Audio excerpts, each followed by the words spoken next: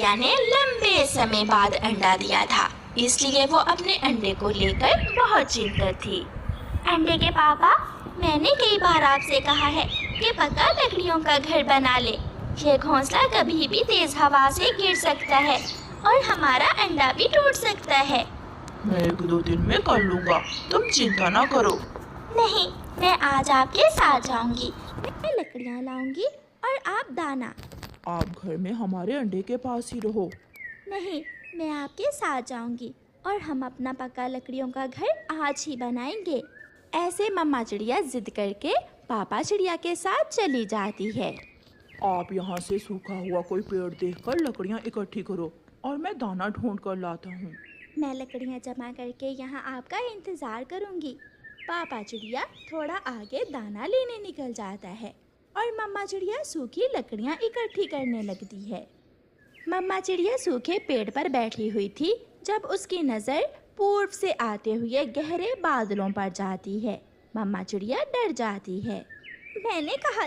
मैंने आपसे कहा था कि पक्का घर बना लें। अब ये बारिश तो आकर ही रहेगी। मम्मा चिड़िया जल्दी जल्दी से अपने पति के पीछे जाती है। रास्ते में उसे कबूतर मिलता है। चिड़िया जल्दी घर जाओ, देख रही हो बारिश आने वाली है। मेरे पति दाना लेने गए थे, अभी तक लौट कर नहीं आए। मैं उसे देखने जा रही हूँ। वो झरने के पास है। मम्मा चिड़िया समय जाया किए बिना झरने की तरफ जाती है। आप यहाँ हैं और वो देखें, पूर्व की तरफ से गहरे बादल आ रहे हैं। दाना ढूंढने में मुझे देर हो गई। मम्मा चिड़िया और पापा चिड़िया अभी वापस उड़े ही थे कि तेज बारिश शुरू हो जाती है। मम्मा और पापा चिड़िया को हर हाल में अपने अंडे के पास जाना था, इसलिए वो तेज बारिश में ही उड़ते रहते हैं। मगर साथ तेज हवा ने उनका उड़ना बहुत मुश्किल कर दिया था। अपने घर की खिड़की से तोता उन्हें आवाज देता है। मर जाओगे, हवा बहुत तेज है, घायल हो जाओगे, यहाँ आ जाओ, मेरे घर में रुक जाओ। दोनों पति पत्नी तोते की बात मान लेते हैं और तोते के घर में आश्रय लेते हैं। तोते भैया, हमारा घोंसला तिनकों का है और हमारा अंडा बहुत खतरे में है। जब तक हवा तेज है आप यहाँ रुक जाएं। अंडे की मम्मा, आप चिंता ना करें, हमारा अंडा सुरक्षित होगा। मगर मम्मा चिड़िया बहुत परेशान थी। तेज हवा और बारिश में उड़ते हुए एक कौवा और एक कौवी जब चिड़िया के घोंसले के पास से गुजरते हैं तो गोरी कौवी वहाँ रुक जाती है। कालू, कालू रुको, अंडा, मुझे अंडा मिल गया। ऐसी बारिश में मेरा अंडा पीने को बहुत मन कर रहा था। मरोगी, घर चलो, जल्दी घर चलो। मगर जाते जाते गोरी कौवी चिड़िया के घोंसले से अंडा उठा लेती है। गोरी कौवी वो अंडा अपने घर ले जाती है। तेज हवा के एक झोंके से चिड़िया का घोंसला हवा में उड़ जाता है। 1 घंटे बाद बारिश और तूफान रुक जाता है। मम्मा चिड़िया और पापा चिड़िया भी जल्दी जल्दी से अपने घोंसले की तरफ उड़ते हैं। घोंसला, मेरा घोंसला नहीं है। मैंने आपसे कई बार कहा था कि पक्का लकड़ियों का घर बना ले। वही हुआ ना जिसका मुझे डर था। अब मैं अपना अंडा कहाँ से लूं?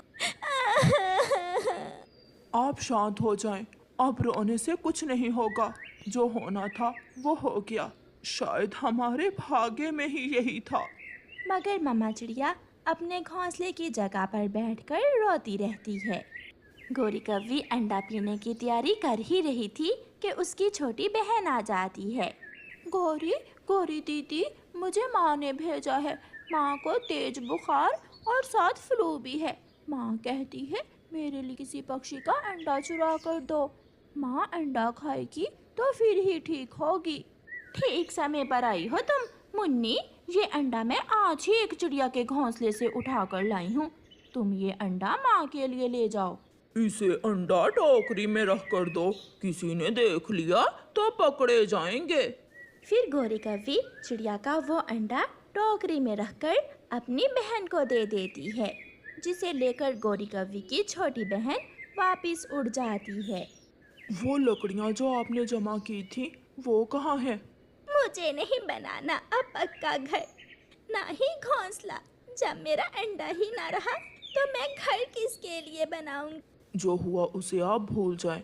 मुझे भी अंडे का इतना ही दुख है, मगर हम पक्षी कर भी क्या सकते हैं। माँ ले आई, मैं गौरी बहन से अंडा ले आई हूँ। मुझे पता था मेरी गौरी बेटी मेरे लिए किसी पक्षी का अंडा जरूर चुरा दे। फिर मुन्नी कौवी जैसे ही टोकरी से पत्ते हटाती है, वो उछलकर दूसरी तरफ गिर जाती है, क्योंकि अंडे से एक छोटा सा बच्चा निकल आया था। माँ ये क्या हुआ?